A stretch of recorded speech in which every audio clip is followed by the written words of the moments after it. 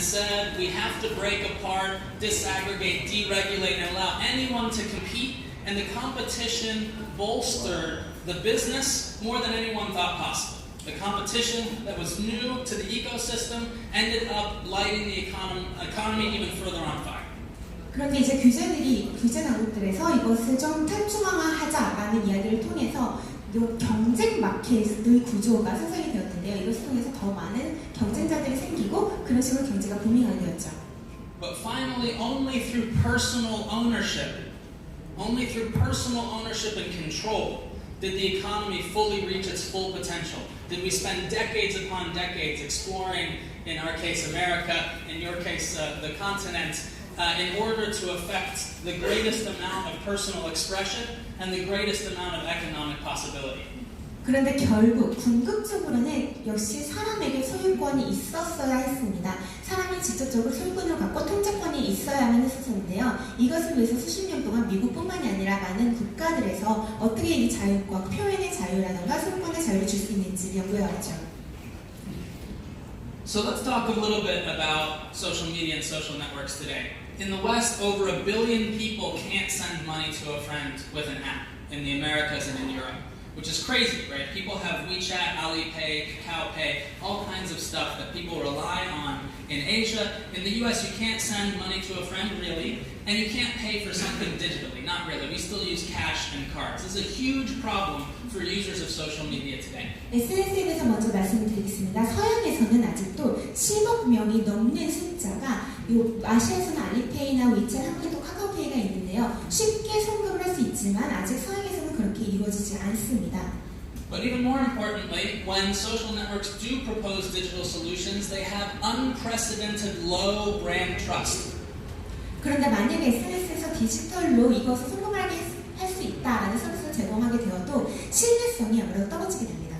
This is a huge loss in trust after 2017 data breach in Facebook, and this is a loss in trust and brand enjoyment by over 66% after the Cambridge Analytica scandal in 2018, and the disasters and the scandals keep coming. 아시다시피 2017년도에 페이스북이 그것의 신뢰를 먼저 많이 잃게 되죠. 그리고 2018년도에는 66% 이상의 캠브리지 애널리티카 스캔들을 겪게 됩니다. And we talk about Facebook in this presentation, but really we don't mean to single Facebook out. We mean data giants in general suffer from this problem of a lack of brand trust and a lack of user ownership. 근데 저희가 굳이 페이스북을 얘기를 하고자 하는 것은 아니고 페이스북뿐만이 아니라 많은 데이터 대기업들이 신뢰성을 많이 현저히 잃고 있습니다. Now in 2019, Facebook and others face antitrust inquisitions because they have essentially gotten too large and too dangerous with people's data. And as they come for digital currency, Congress in the United States is asking them to halt. That it is not appropriate for regulation and it is not appropriate in terms of centralization of monetary policy.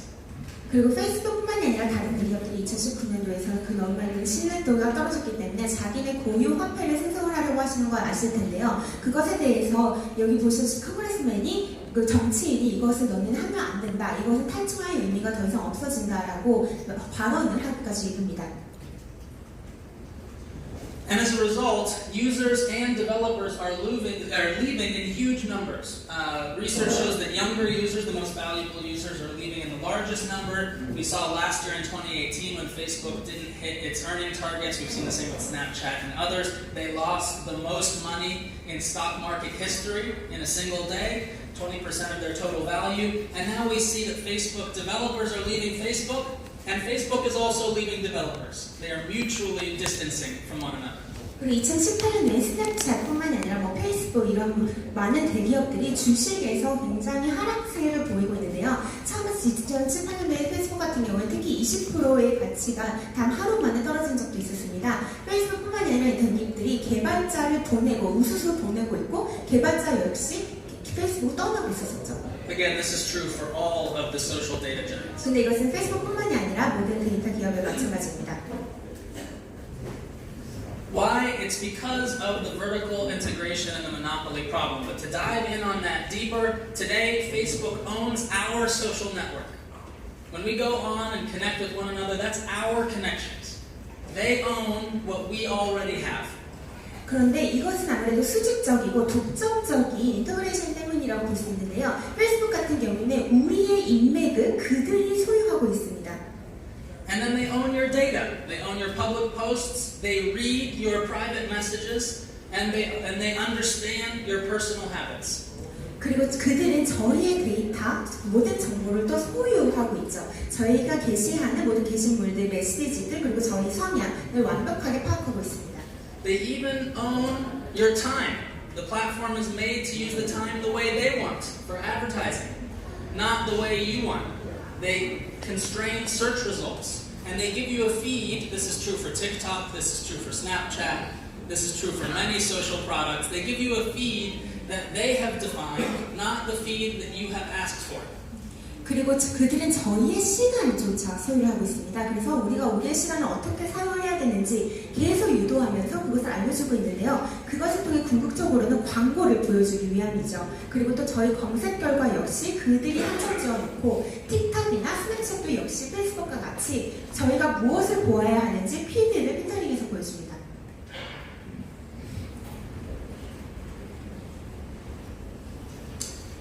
With no competition, there can be no innovation. With no innovation, there is very little choice between products. There's only a few products that have enough users to be exciting.